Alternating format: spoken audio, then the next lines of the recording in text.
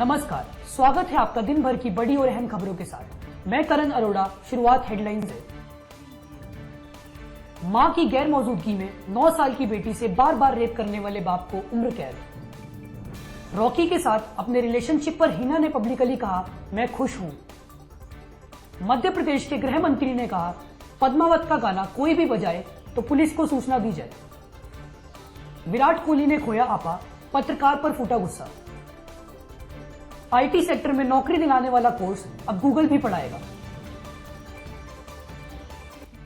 अब खबरें विस्तार से। दिल्ली उच्च न्यायालय ने 9 वर्षीय बेटी से बार बार बलात्कार करने वाले बाप को आजीवन कारावास की सजा सुनाई है। न्यायालय की एक खंडपीठ ने कहा कि व्यक्ति किसी तरह की नरमी का हकदार नहीं है, क्योंकि उसने अपनी ही नाबालिग बेटी के साथ ऐसा कृत्य किया।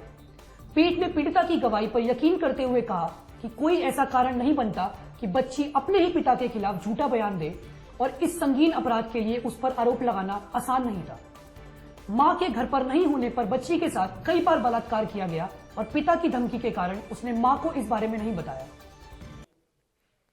न्यायालय ने कहा कि पीड़िता ने लंबे समय तक शिकायत दर्ज नहीं कराई और चुप रही। पीड़िता की शिक्षक ने जब उसके शरीर पर चोट के निशान पाए और उससे जानकारी मांगी तो इस दरमियान उन्हें यह मालूम चला कि लड़की का पिता ही उसका यौन शोषण कर रहा था। इसके बाद बच्ची की मां ने 2012 में पुलिस में शिकायत दर्ज कराई और 2013 में उसे आजीवन कारावास की सजा सुनाई गई। वहीं वैवाहिक बलात्कार को अपराध की श्रेणी में लाने की मांग करने वाली कई जनहित याचिकाओं पर सुनवाई करते हुए दिल्ली उच्च न्यायालय ने मंगलवार को कहा कि किसी दंडात्मक प्रावधान का दुरुपयोग हो सकता है।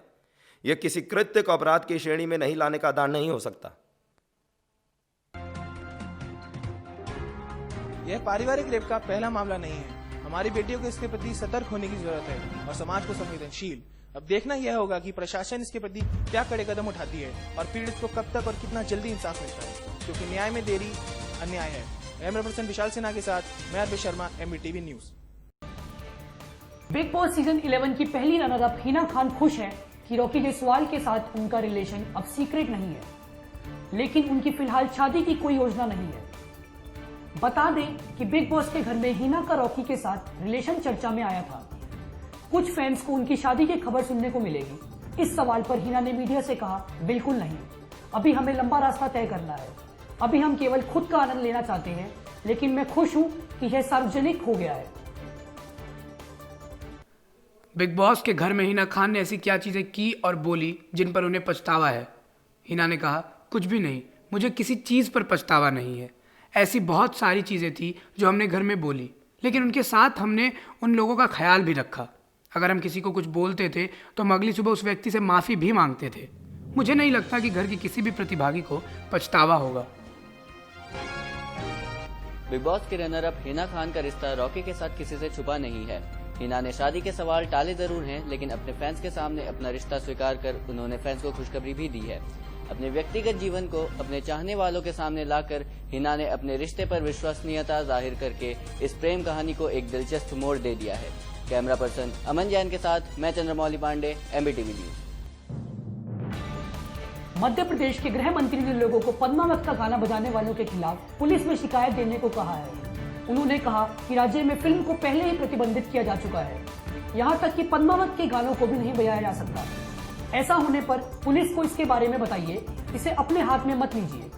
पुलिस ऐसे लोगों के खिलाफ कार्रवाई करेगी। बता दें कि संजय लीला बंसाली की इस फिल्म पर कई राज्यों में प्रतिबंध लगा दिया गया है। मध्य प्रदेश के अलावा हरियाणा, राजस्थान और गुजरात जैसे राज्यों में भी फिल्म के विरोध को देखते हुए इसके प्रदर्शन पर रोक लगाई जा चुकी है। रतलाम के जिला मुख्यालय से करीब 42 किलोमीटर दूर जावरा के एक निजी स्कूल में सोमवार को कार्यक्रम पेश किया जा रहा था।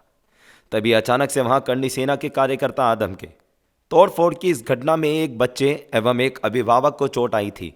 पुलिस ने करणी सेना के करीब 15-20 कार्यकर्ताओं के स्कूल परिसर में घुसने की बात कही थी। इस कार्यक्रम में कक्षा 1 से लेकर 5वीं तक के बच्चे हिस्सा ले रहे थे। घटना की सूचना मिलने पर तत्काल पुलिस मौके पर पहुंची थी, लेकिन करणी सेना के कार्यकर्ता पहले ही भाग चुके थे। पद्मावती फिल्म का विरोध होने पर इसका नाम पद्मावत कर दिया गया था। सेंसर बोर्ड से मंजूरी मिलने के बावजूद इसका विरोध कम नहीं हुआ है।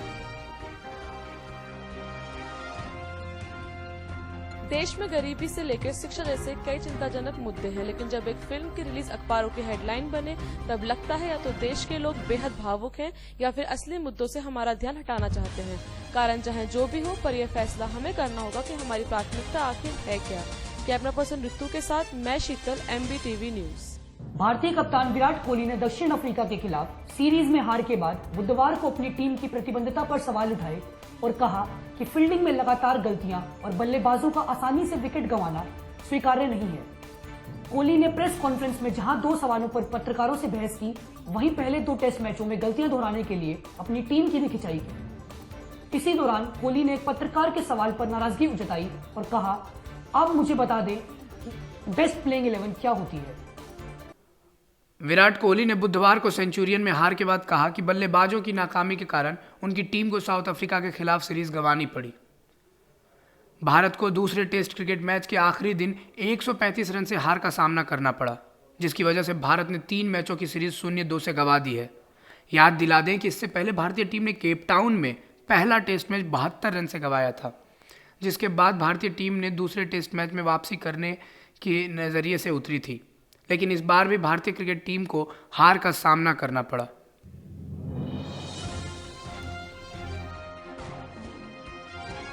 विराट कोहली खेल के मैदान पर अपने आक्रामक बर्ताव के लिए तो मशहूर हैं, लेकिन इस बार उनके सामने कोई टीम का प्लेयर नहीं बल्कि पत्रकार थे। खराब प्रदर्शन के बाद अगर अपनी गलतियों से सीखकर इस आक्रामकता को मैदान पर इस्तेमाल किया जाए तो शायद भारतीय टीम यह कप जीत भी जाए और खिलाड़ियों का मनोबल भी बढ़ जाए। कैमरामैन शमशाद के साथ मैं आंचल त्रिपाठी, MBTV न्यूज। प्रमुख कंपनी गूगल व ऑनलाइन शिक्षा फर्म कोर्सेरा ने बुधवार को IT क्षेत्र में शुरुआती रोजगारों के लिए प्रमाणित पाठ्यक्रम शुरू करने की घोषणा की। इस पाठ्यक्रम के जरिए कोई भी युवा जिसे कोई पूर्व अनुभव नहीं है, वही 8 से 12 महीने में शुरुआती स्तर के IT समर्थन रोजगार के लिए तैयार हो सकता है।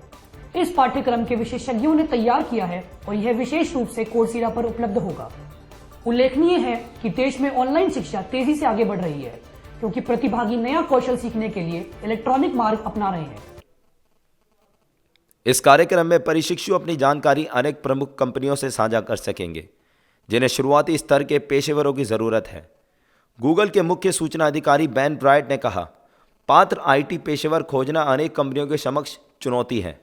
IT समर्थन या सहयोग खंड में 1.5 लाख रोजगार है और ये देश में सबसे तेजी से बढ़ते रोजगार खंड में से एक है।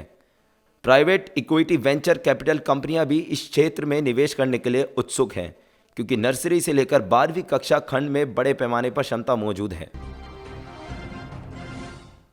गूगल की ये पहल शिक्षा के क्षेत्र में मील का पत्थर साबित होगी या नहीं, यह आने वाला वक्त बताएगा, लेकिन यह नवयुवकों के लिए एक नया अवसर है।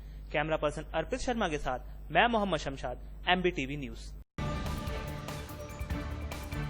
आज के समाचार यही समाप्त हुए। देश विदेश की और खबरों के लिए हमारे साथ बने रहिए MBTV न्यूज पर। धन्यवाद।